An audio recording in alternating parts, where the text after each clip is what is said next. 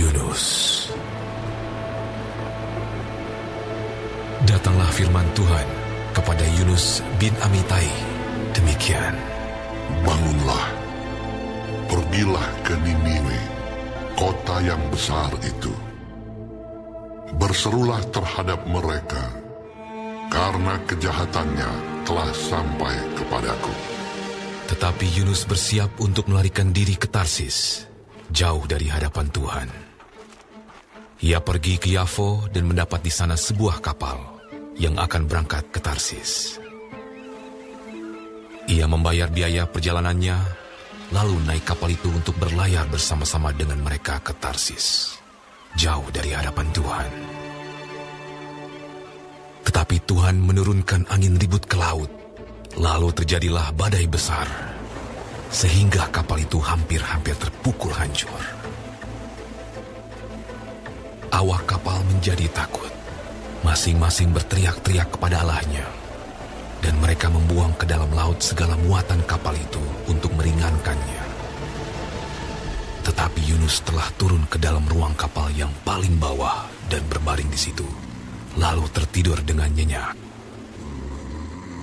Datanglah nahkoda mendapatkannya sambil berkata, "Bagaimana mungkin kau tidur begitu nyenyak? Bangunlah, berserulah kepada Allahmu. Barangkali Allah itu akan mengindahkan kita, sehingga kita tidak binasa." Lalu berkatalah mereka satu sama lain, "Marilah kita buang undi, supaya kita mengetahui karena siapa kita ditimpa oleh malapetaka ini." Mereka membuang undi, dan Yunuslah yang kena undi. Berkatalah mereka kepadanya, "Beritahukan kepada kami, karena siapa kita ditimpa oleh malapetaka ini? Apa pekerjaanmu? Dan dari mana engkau datang? Apa negerimu?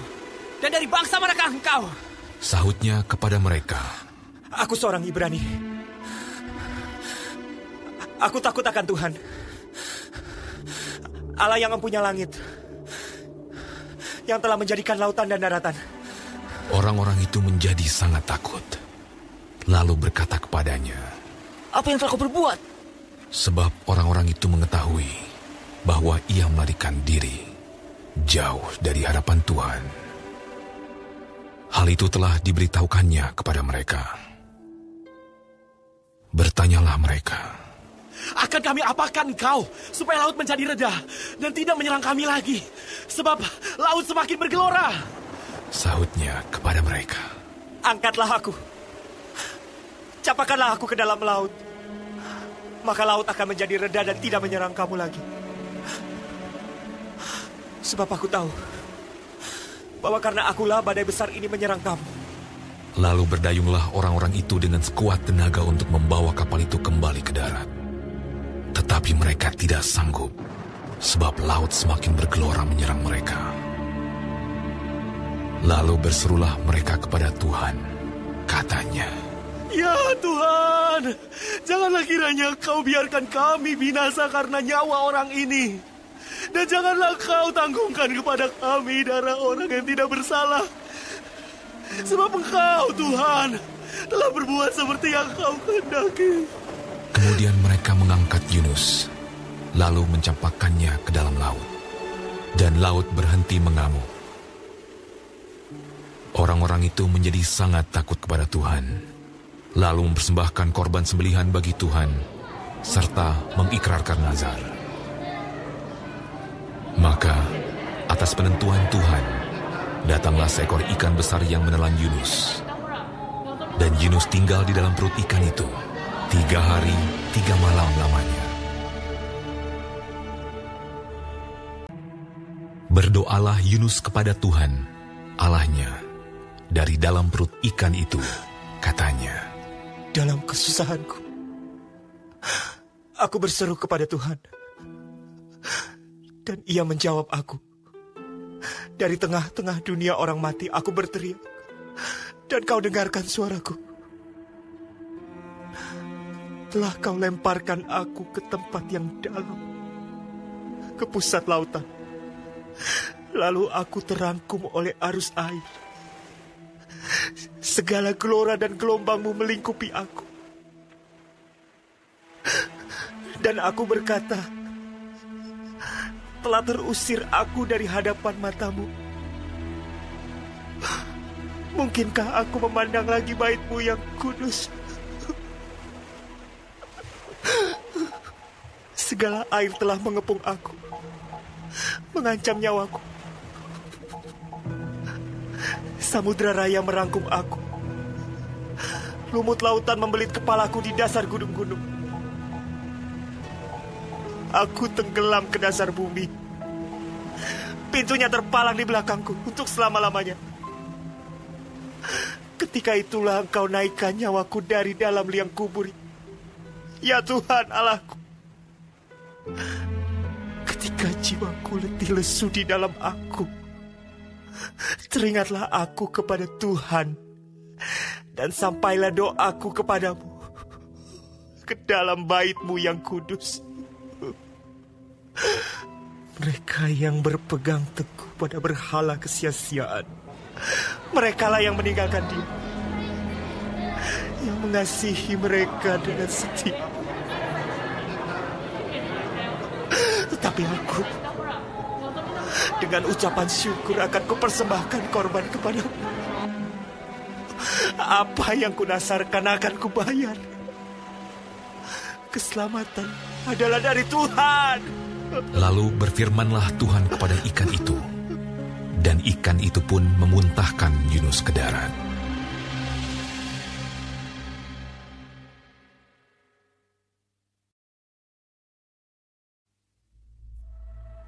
Datanglah firman Tuhan kepada Yunus untuk kedua kalinya. Demikian. Bangunlah, pergilah ke Niniwe, kota yang besar itu, dan sampaikanlah kepadanya seruan yang kufirmankan kepadamu. Bersiaplah Yunus, lalu pergi ke Niniwe, sesuai dengan firman Allah. Niniwe adalah sebuah kota yang mengagumkan besarnya, 3 hari perjalanan luasnya. Mulailah Yunus masuk ke dalam kota itu sehari perjalanan jauhnya, lalu berseru, 40 hari lagi, maka Niniwe akan ditunggang balikan. Orang Niniwe percaya kepada Allah. Lalu mereka mengumumkan puasa, dan mereka, baik orang dewasa maupun anak-anak, mengenakan kain kabung. Setelah sampai kabar itu kepada raja kota Niniwe, turunlah ia dari singgasananya, ditanggalkannya jubahnya, diselubungkannya kain kabung, lalu duduklah ia di abu. Lalu atas perintah raja dan pembesarnya, orang memaklumkan dan mengatakan di Niniwe demikian.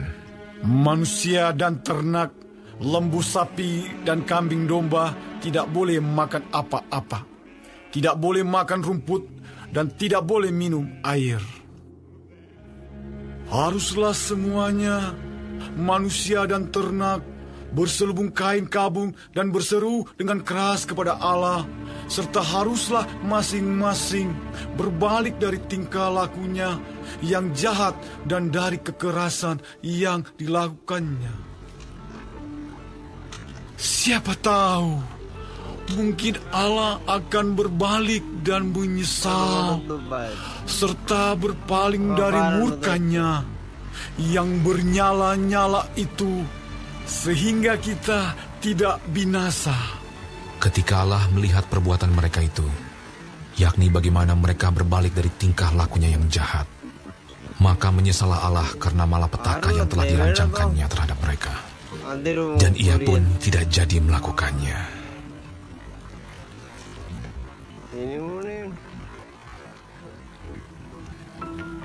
Tetapi hal itu sangat mengesalkan hati Yunus. Lalu marahlah ia. Dan berdoalah ia kepada Tuhan. Katanya, Ya Tuhan, bukankah telah kukatakan itu ketika aku masih di negeriku? Itulah sebabnya maka aku dahulu melarikan diri ke Tarsis. Sebab aku tahu bahwa Engkaulah Allah yang pengasih dan penyayang, yang panjang sabar dan berlimpah kasih setia, serta yang menyesal karena malapetaka yang hendak didatangkannya. Jadi sekarang ya Tuhan, cabutlah kiranya nyawaku. Karena lebih baik aku mati daripada hidup. Tetapi firman Tuhan, layakkah engkau marah?